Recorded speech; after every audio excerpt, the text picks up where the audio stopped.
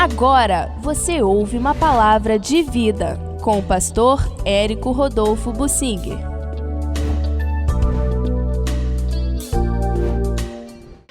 A importância das portas nas cidades muradas. Antigamente eles muravam as cidades para aumentar a proteção contra o inimigo. As muralhas eram altas, bem mais altas do que uma pessoa podia alcançar, mesmo botando uma escada. A escada teria que ser muito alta demais para a pessoa conseguir chegar no alto da muralha. E uma escada desse tipo, com os materiais que eles tinham naquela época, ficaria muito instável. Além do mais, as muralhas eram vigiadas por dentro e alguém só conseguiria colocar uma escada para chegar lá se de dentro ninguém visse.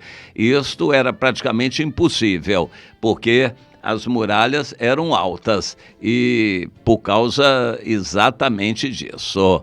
Mas havia as portas e as pessoas teriam que passar pelas portas, os moradores da cidade, entrando e saindo, iam para o campo, para o trabalho, viagens, eles tinham que passar pelas portas.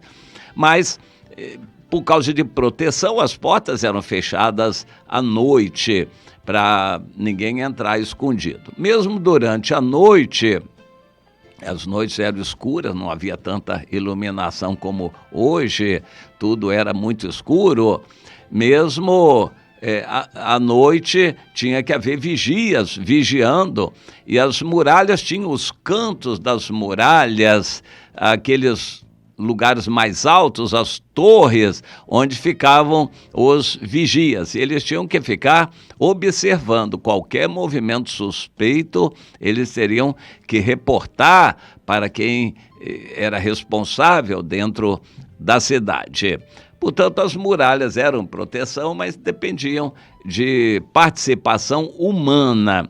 E as portas tinham uma função muito importante, elas tinham que ser bastante reforçadas para que não fossem atacadas de qualquer maneira.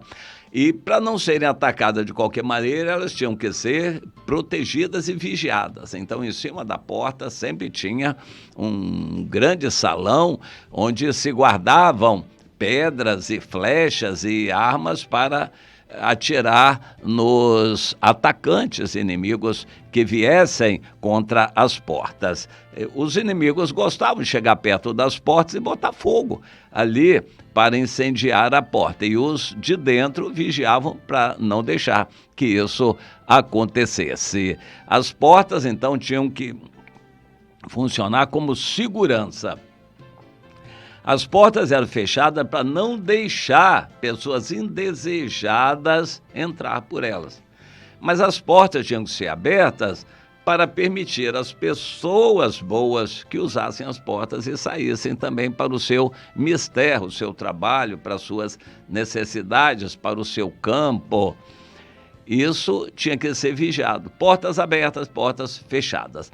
As cidades grandes tinham muitas portas. As cidades pequenas podiam ter uma porta ou duas só, não precisava mais do que isso. Mas uma cidade grande, muito grande, teria que ter muitas portas. Tudo isso teria que ser muito bem administrado. Jerusalém tinha um certo número de portas, uma meia dúzia, 10 no máximo. Não era um número grande. A Nova Jerusalém vai ter 12 portas, um número assim razoável.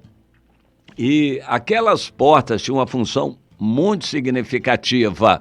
No livro de Neemias, nós encontramos na reconstrução das muralhas que as portas receberam um cuidado especial. Por exemplo, em Neemias 3, versículo 15, nós encontramos que a porta da fonte foi reparada por Salum, filho de Colosé, maioral do distrito de Mispa.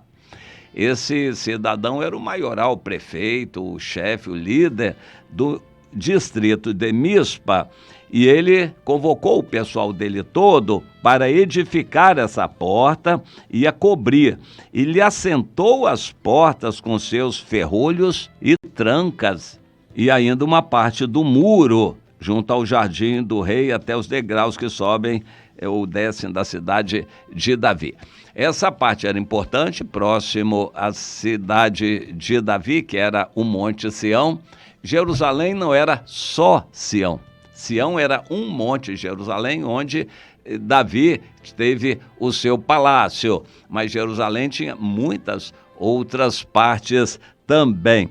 Mas junto ali, a cidade de Davi, a Sião, essa porta da fonte era muito importante e esse cidadão, o Salum, foi responsável por cuidar daquela porta, colocar ferrolhos e trancas. Ferrolhos eram dobradiças, muito fortes, de ferro. Isso teria que ser fundido e eles botavam aqueles ferrolhos para a porta, que era pesada, girar, e as portas eram presas nas muralhas e tinham que ser bem firmes. Bom, isso era importante nas muralhas de cidades antigas. Hoje, as cidades não têm o mínimo sentido de ter muralhas, embora em alguns lugares estejam fazendo isto. A muralha muito famosa dividia as duas Alemanhas, aquele muro dividia a Alemanha comunista, esse muro foi feito depois da Segunda Guerra Mundial, da Alemanha Ocidental. Por fim, os alemães se uniram e viraram um país só de novo.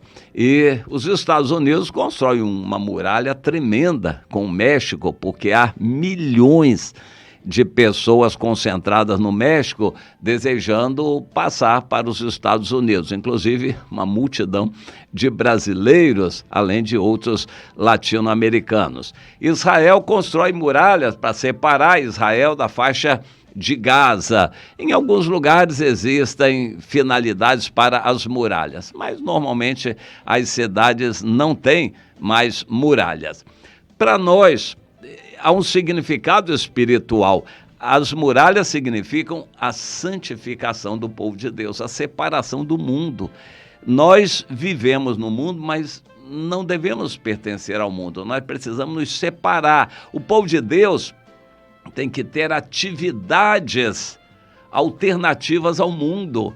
Um cristão tem que se ocupar de segunda a domingo, segunda a segunda, com coisas relacionadas ao reino de Deus. Não necessariamente reuniões na igreja, mas tem que se ocupar com a obra de Deus para não dar tempo ao diabo com as coisas do mundo. Você entende isto? Mente vazia é oficina de Satanás. Os pastores têm que entender isso. O jovem não pode ficar à toa. Se o jovem ficar à toa, vai dar lugar às coisas do mundo e ao pecado. Tem que estar ocupado com as coisas de Deus. Um pastor, um crente velho, se puder ter reunião uma vez só por semana, ele fica satisfeito, porque é suficiente para ele. Mas um crente novo, nem sonhando, pode ficar de um domingo até o outro esperando. Durante a semana o diabo vai encher a cabeça e o coração desse jovem de coisas do mundo. Tem que se ocupar.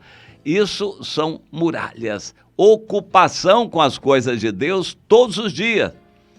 E necessidades não faltam. Pessoas para serem evangelizadas, pessoas para serem visitadas, estudos bíblicos para serem feitos, orações, intercessão.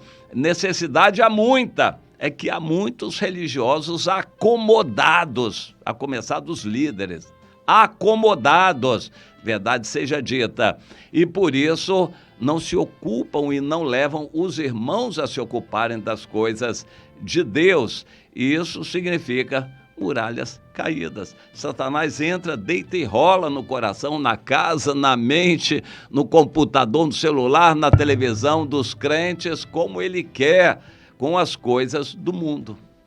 Nós precisamos de muralhas, separar a nossa vida das influências do mundo. Você consegue entender isso? Porque que as muralhas são importantes e as portas são fundamentais, porque nós não podemos ficar trancados dentro de uma atividade de 4 paredes de igreja. E há muitas igrejas que estão assim, como uma cidade só de muralhas. Os crentes ficam ali dentro inventando entretenimento religioso de segunda a segunda para fazerem entretenimento e ocupar o tempo dos crentes.